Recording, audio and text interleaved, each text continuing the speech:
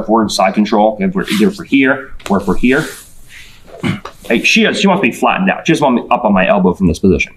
So she is trying to flatten me out in various ways and get me into a situation where she can start controlling my head and my shoulders and head from here. Okay.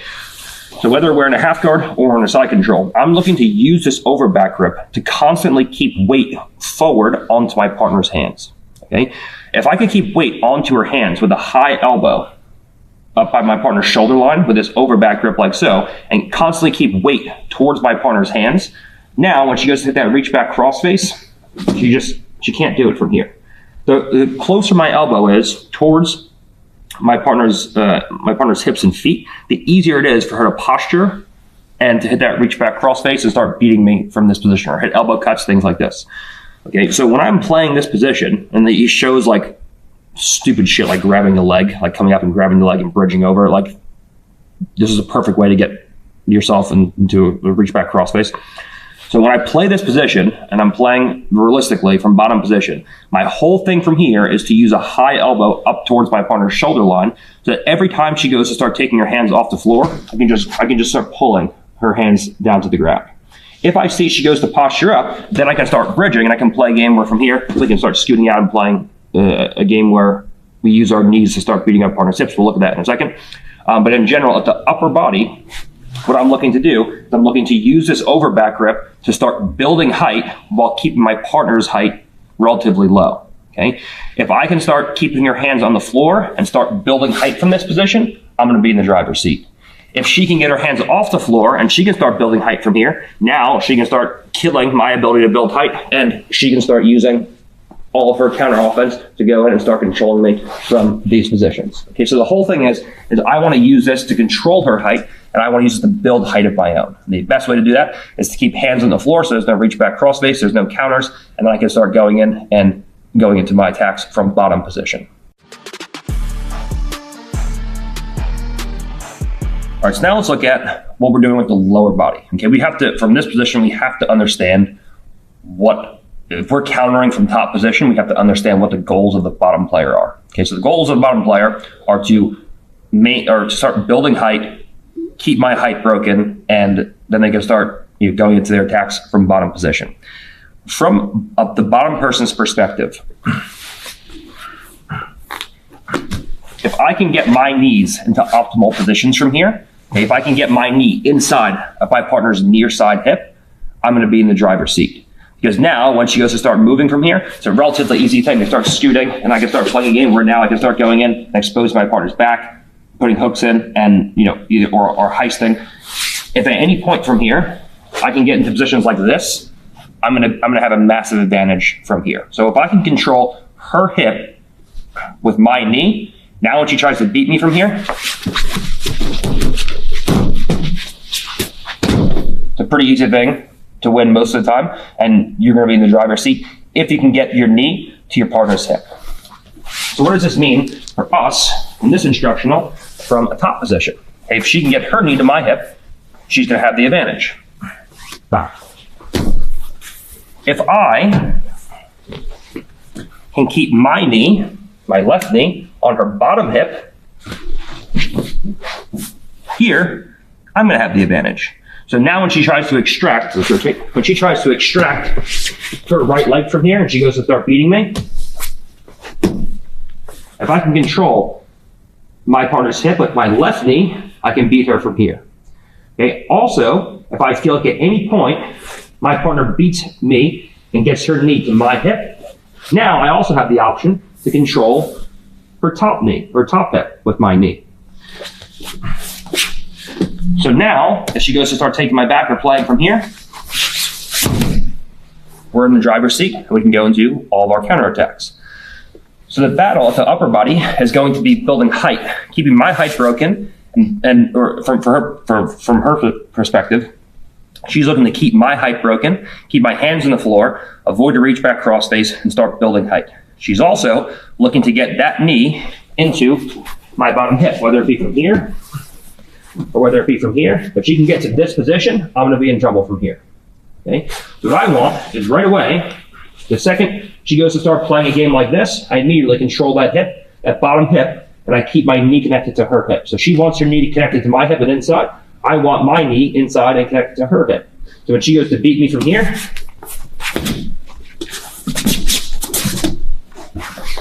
it's going to be hard. Okay? If at any point I see that she does beat me and she does get that knee to the inside, now I can go in and I can control her top hip. We can play here. So now when she goes to beat me, she can't do it. Okay? And so it's a battle for height at the upper body, usually through elbow position, and knees at the lower body. If she can get her knee inside my hip from bottom position, she's going to have a massive advantage. If I can keep my knees inside her hips, whether it be the bottom hip or the top hip, I'm going to have a massive advantage. And so when you combine these, you break it down between upper and lower body with building height and controlling knees versus hips and hips versus knees, everything is a lot more clear. All right, so now we've looked at the battle of the knees and how we can stop our partner from using this position effectively when we start wedging our knee into our partner's hip.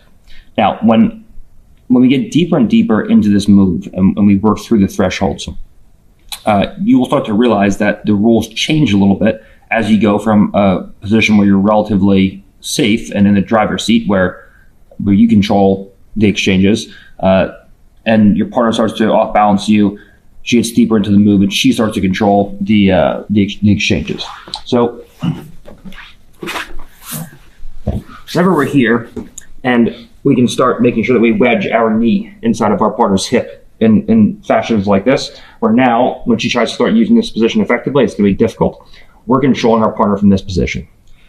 If I see that from here she gets her right knee inside of my left hip and starts controlling my left hip from this position, now things start to go south from here. Okay. Whenever I see that that she's starting to take control over me, there's a couple things that I have to start doing from here. Okay. If I see that that she's belly up and she's looking to get her knee inside, she controls one of my hips, I have to control the other hip. Okay. So if I see that her knee beats my hip, I have to beat her hip with my other knee. But now when she tries to take my back, I can pin that far hip. Now we can go and we can start working in situations which get us back to a position of relative safety. So if I see that one of her knees beats one of my hips, I have to beat her other hip with my knee.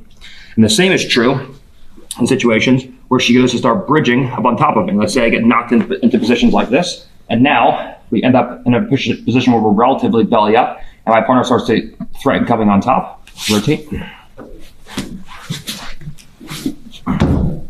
If we're in situations like this, and now she goes to bridge me over, if she can get her hip, if she can get her knee inside my hip here, now when I try to get up and I try to start turning towards her, she can pin this hip and make it impossible for me to win this exchange. So if she has her knee inside my hip, or if she has her knee outside my hip from here, and she dominates my hip either with the knee on top of it or the knee over the outside of it, either way, it's pinning the hip. Either way, she has a wedge on top of my hip from here. When I go to start playing a game from here and trying to start coming on top, you're going to lose this battle every time. So whenever I see that she starts to come on top of me in situations like this, let's say we start off in a half guard. As she goes to start coming on top of me, I need to dominate her hip. So I have my knee now inside of her hip in situations like this. Okay, so now when she goes to start stepping her leg over, she steps her leg over, controls my hip, she beats me. If she gets her knee to my hip, she wins. If I can keep my knee on her hip, and now she goes to beat me from here, now I win. Okay? So there's always going to be this battle of your hips relative to your partner's knees. When you're in the driver's seat, you're looking to dominate your partner's hip. The deeper and deeper she gets into the move, the more and more she will be inclined, and the easier it will be for her to start dominating your hips with her knees. So the battle here, and you'll see this a lot in the rolling footage, it's just about controlling the hips. If I can keep if I'm in the driver's seat and I'm looking to go into my attacks and counters, if I can keep my left knee here, wedged inside for her right hip, when she goes to start off balancing me and moving me around from this position, she can't do it. If at any point she gets her knee inside of my hip, I have to take my opposite knee inside of her hip. Okay, this is one good option. Okay? And if I see she goes to start bridging me, let's say if we're doing side control, and she goes to start bridging me into a belly down position, what I can't have is a situation where her knees get outside my hips and dominate my hip from here, because now she'll beat me. Okay, so whenever I get into a situation like this, and she goes to start bridging towards me, I have to start dominating her hips with my knees. This is all about a battle of hips relative to knees. If I can start dominating my partner's hips with my knees, I'm going to be in a position where I can control most of the exchanges. If she can dominate my hips with her knees, she's going to be in a position where she can dominate most of the exchanges. So it all comes down to, can I dominate my partner's hips with the inside knee position? If the answer is yes, I'll probably be on offense. And if the answer is no, I'll probably be on defense. If you break it down in this way and you can control your partner's hips, even if you're losing the battle at the upper body, if you control the battle at the lower body, you're going to be in a good position to at least defend and possibly counterattack. All right, so we have a battle of our knees relative to our partner's hips in various positions. But really the thing that we're looking for, and if you break this down, again, this is a general rule, but if you break this down simply and you think from most positions, how can I get my partner's hips between my knees? You are going to be in a much better position, and it will really simplify a relatively complicated position, which can end up in a lot of different scrimmaging scenarios. Okay, so if at any point my partner goes to start coming up towards me, and I can position myself. Let's actually rotate. I can position myself in a situation where I can start getting her hips between my knees. Where now, if she comes up on top of me, my knees now surround her hips. Now from here, we can start going in and start attacking our partner. Because now we can start inserting our hooks from here. We can go into situations where we can go into crotch locks. We can start pulling the hands forward. And now we can start either pulling our partner down towards us, where now her hips are between my knees, or we can start building up into turtle position, where now her hips are between our